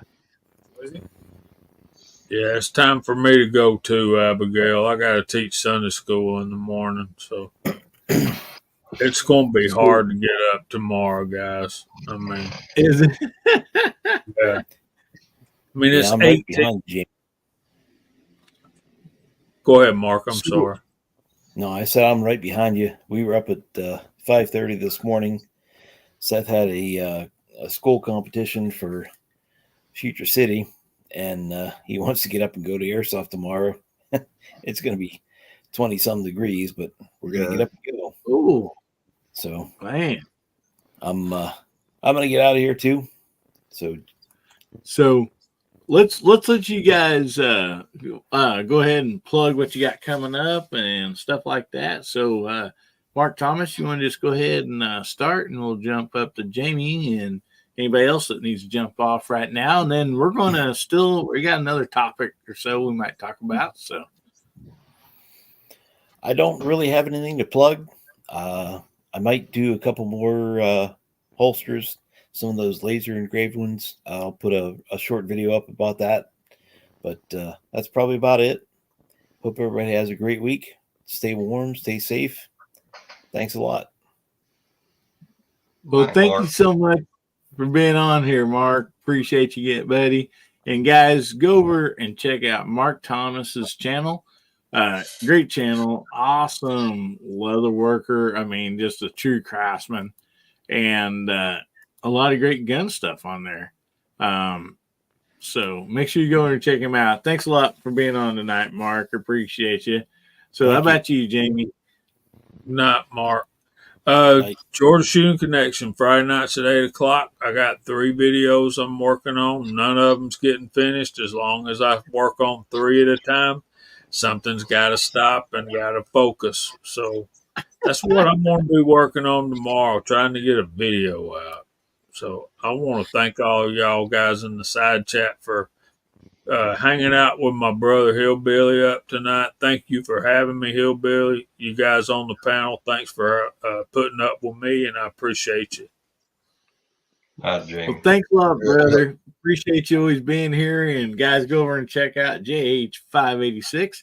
Subscribe to him, and great stuff over there. You won't be disappointed. So, good night, Jamie. Thanks a lot, brother. You have a good evening, guys. Thank you, Jamie. Night, Jamie. Good night. Can I jump off as well, Hillbilly? I'm going hunting in the morning. I got a duck hunting trip at 4 o'clock, so I'm getting pretty tired. Oh my goodness, man! Enjoy, have fun, buddy. You want to go ahead and plug whatever you got coming up? I know you have.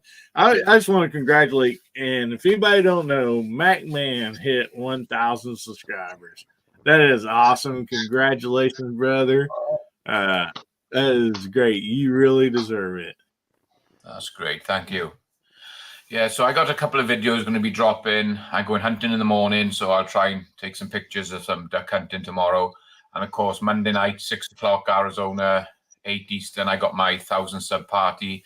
We're going to have a few special guests on the panel, and we're going to do some giveaways, and we're just going to have a fun time. It's I really appreciate all you guys subbing to me and managing to get over 1,000 subs, and it was just a milestone that I wanted to hit, get into the 4 figures, and I've finally done it. So huge thanks to everybody. I really appreciate you all.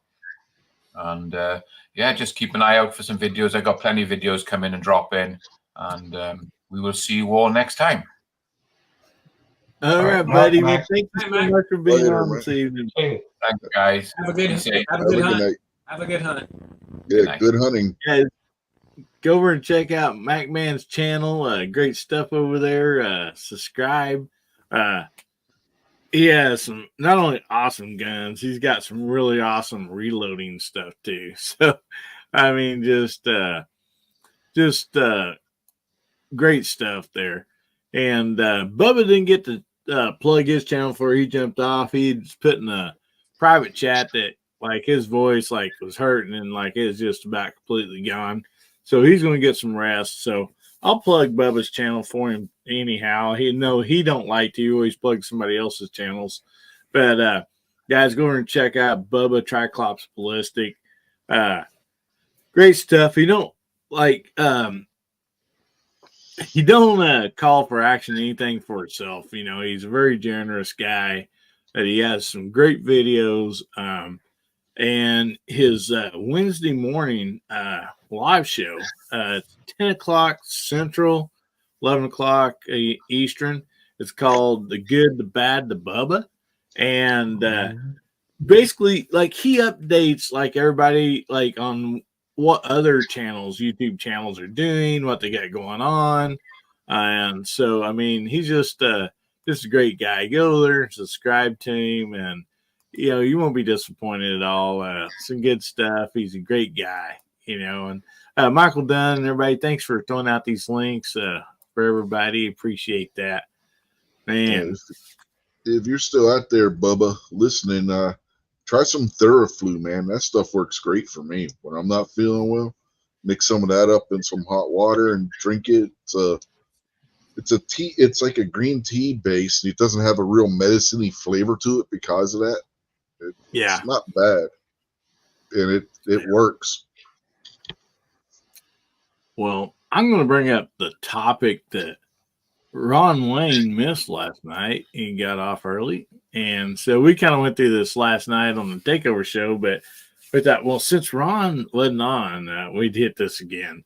So, what's your favorite cookie? We had a lot of good stuff come through last night. I was like, oh man, I want to try some of that. And oh man. So Rich, what was your favorite cookie? Well, I guess I'll stick with what I said last night. Peanut butter chocolate chip. Combination of Good two stuff. classic cookies. Good stuff. And yeah, side chat. Also, man, throw out your favorite cookie. You may have done it last night, but maybe you missed one. So throw out your favorite cookies too. And awesome. Yeah, that's good stuff right there, Rich. So Garage Guy, do you have a favorite cookie? Oh, there's too many out there to mention. I like about most of them, but right now I'm thinking about the Keebler fudge stripes. I love chocolate fudge. Oh man, I think I just gained 3 pounds sitting here talking about it. Oh man, yeah, there you go. 556 Media said favorite cookies is chocolate chip that the elves toss out the window of the hall tree. I forget the name of them. Those would be the Keebler. The Keebler elves. Keebler elves. Yes. Yeah, Pat probably got cold. Pat probably cut down the darn tree and burning in his fireplace right now. No, I'm still. I'm getting close, though. At least the fire would smell like cookies. That'd smell good. And Michael Dunn comes in with the oatmeal raisin. That was one of mine last night. Yeah, I love a good oatmeal raisin. Ron's still out there. There he is. Yes, he is. And Girl Scout Samoas. Yes. And those are good. I think my favorite Girl Scout, I think the one I like the most, I'm not always 100%, but I believe it is got the caramel in it with the coconut, that's the Samoas. That's the Samoas. Yeah. Okay. Yeah, those are really good. My wife just ordered some Girl Scout cookies off of her coworker's daughter yesterday. Awesome. Alaskan One Andy says no bake cookies. Yes, that's still one of my favorites. We call them wackies here. But man, when you catch some things still warm on the wax paper and you kind of just got to peel them off and they're still gooey and chicky and sticky. I mean, oh man. I like those Little Debbie, the sandwich cookie that's made with the 2 oatmeal cookies with the cream in the middle of them. Cream pie. Heck yeah. Yeah, Ron Wayne says, too many to mention. My problem was getting a bullseye to actually get one of them. Yeah, I think Misty should be a little more lenient to that, you know.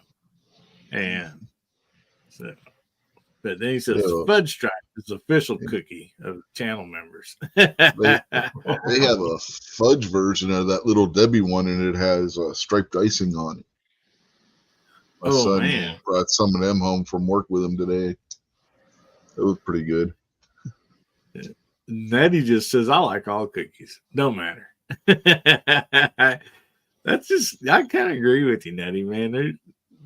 It's hard to find a bad cookie. I mean, why do they call, she says animal cookies, but you know, Misty says animal cookies, but we always call them animal crackers, and that's what it says on the package. Yeah.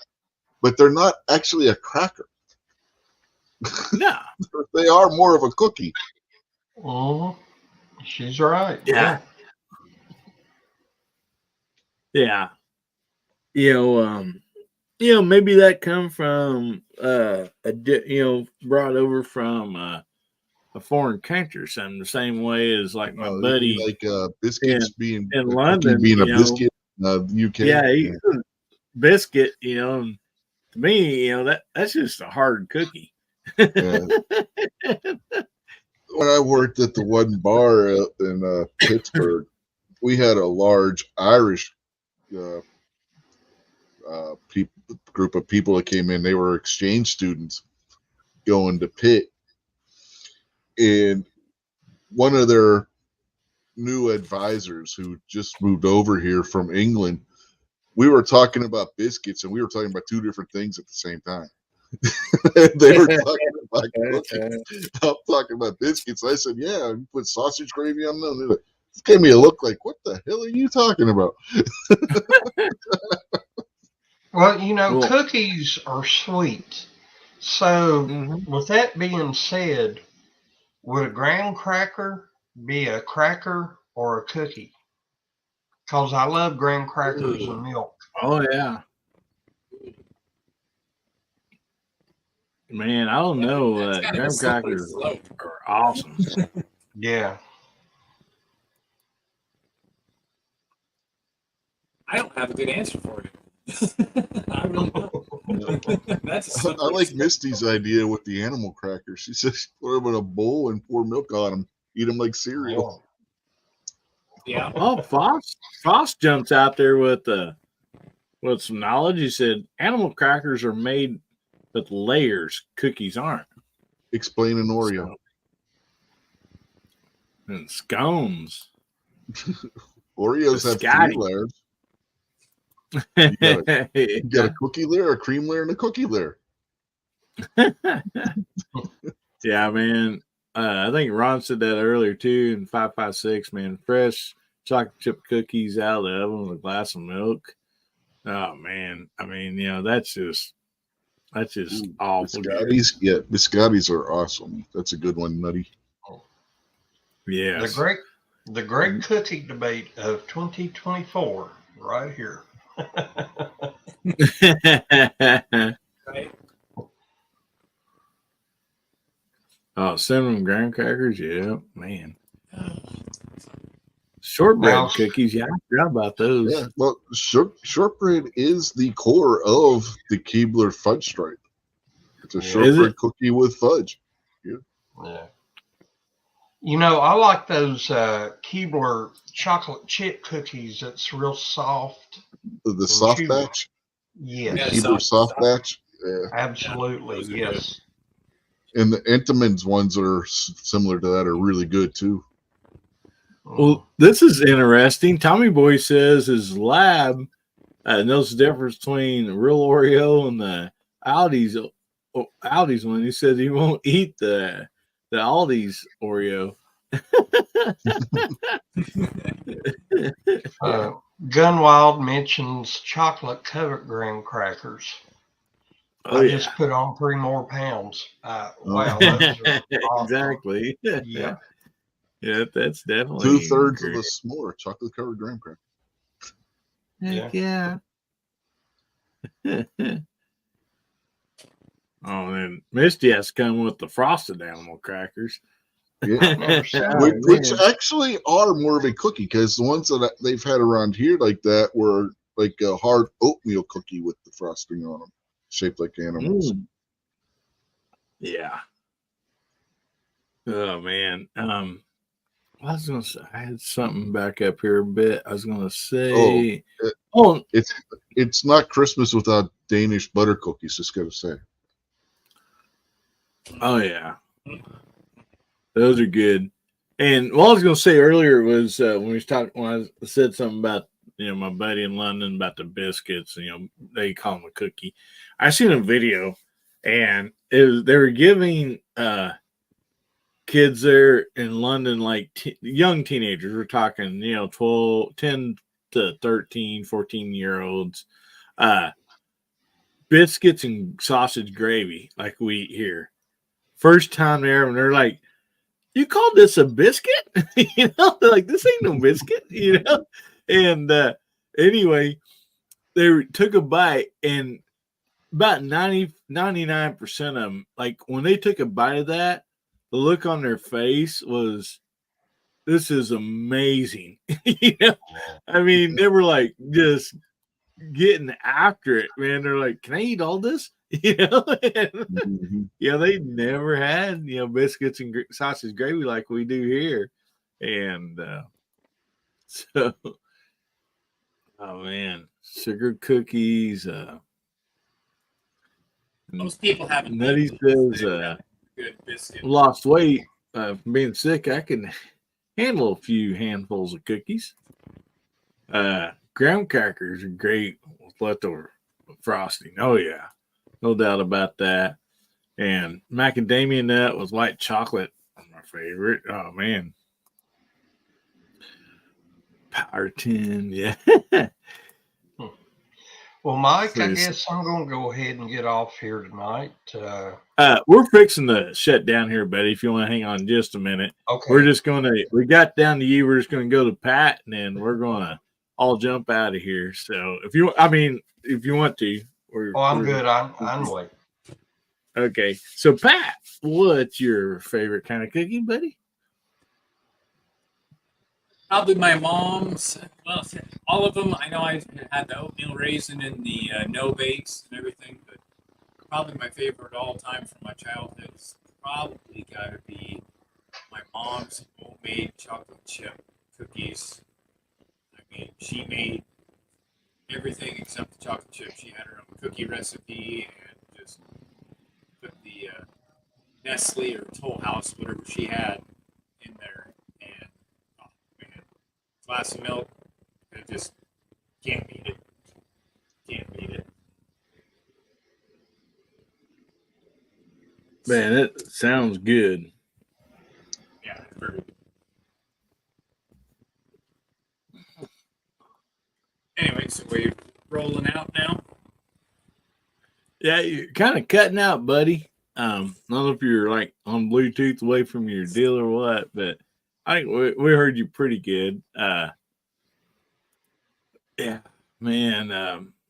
Yeah, Nutter Butters. Yeah, there's talking about Nutter Butters out there now. So anyway, let's go ahead and jump out of here, guys.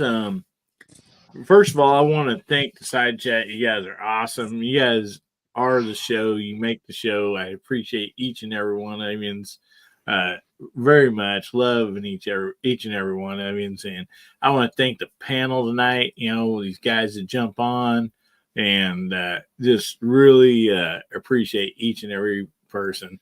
So real quick, let's run through the room here, and if you guys got anything to plug, go ahead and plug it, and we'll get off here. So, Pat, you still there, buddy? Yep, I'm still here. Hopefully, everybody can hear me just fine. Yeah, what you got coming up, brother? Still working on some videos. Got a couple of gun videos that I just need to get out, just finish critiquing on. But other than that, yeah, just trying to busy staying warm. So that's my big deal. Thanks for having me on tonight.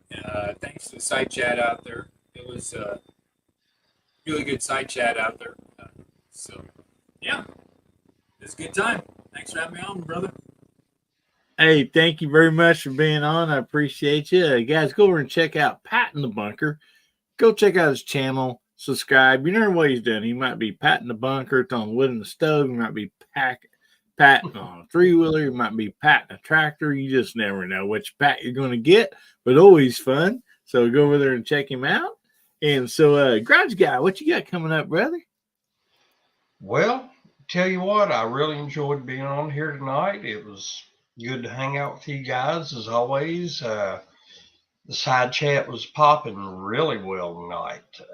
Yeah. And I got to say, to Gunwild, excuse me, he mentioned vanilla wafers. Oh my gosh. But until the weather clears here, I'm not going to be able to really get any videos out this coming week. But excuse me, the two I'm going to concentrate on is the Ruger SR45 that I found at a gun shop here a couple of days after Christmas. And yesterday I got in my Walther PPQ M2 Chamberton 22 LR.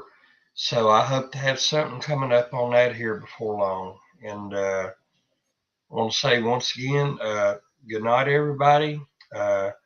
Stay warm, and hopefully warm weather will hit here before long. Oh, yeah. Yeah.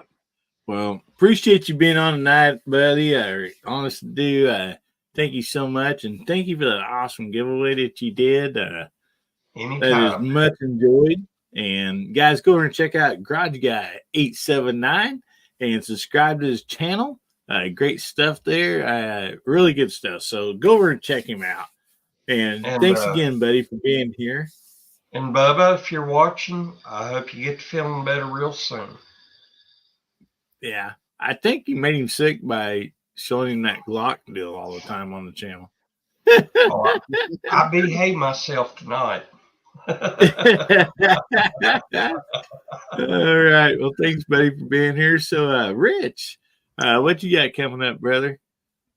Well, got this week unloaded as long as the weather holds up, which so far it has this weekend. So, knock on wood, and, you know.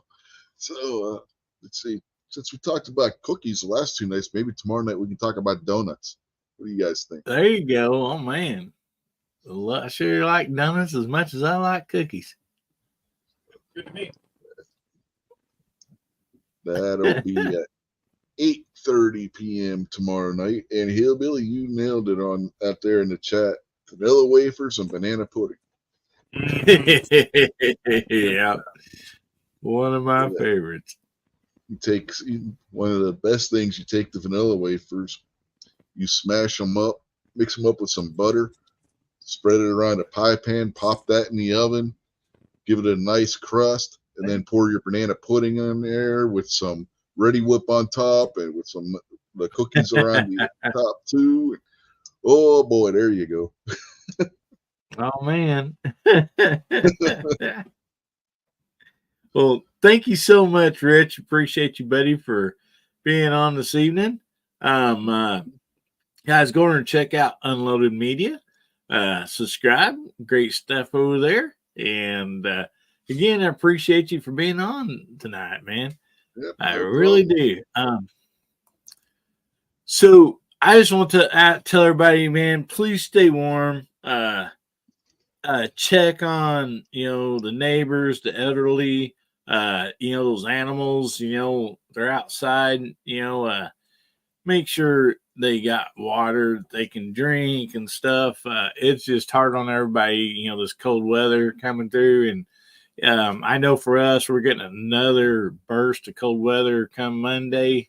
And I don't know, like snow or whatever, how much is involved and stuff. But I do know for sure snow, cold weather. And so, just hitting all across the country. And, man, that global warming is sure hurting everybody right now. So, anyway, I probably said that. Anyway, guys, honestly, I love you guys. I thank you so much for watching and being a part of this show. Thank you for being Hillbilly Nation. You guys are Hillbilly Nation, each and every one of you. And that is just a group of people and that just has love in their heart, and they support the 2A, community and, and our Second Amendment. And so I just thank you all very much for being here. I appreciate loving each and every one of you. And I just want to leave you with this. Remember, God, family, and country, and make somebody's day better, will you? And if the good Lord's willing, the creeks don't rise. We'll be seeing you all again. I love you, Hillbilly Nation.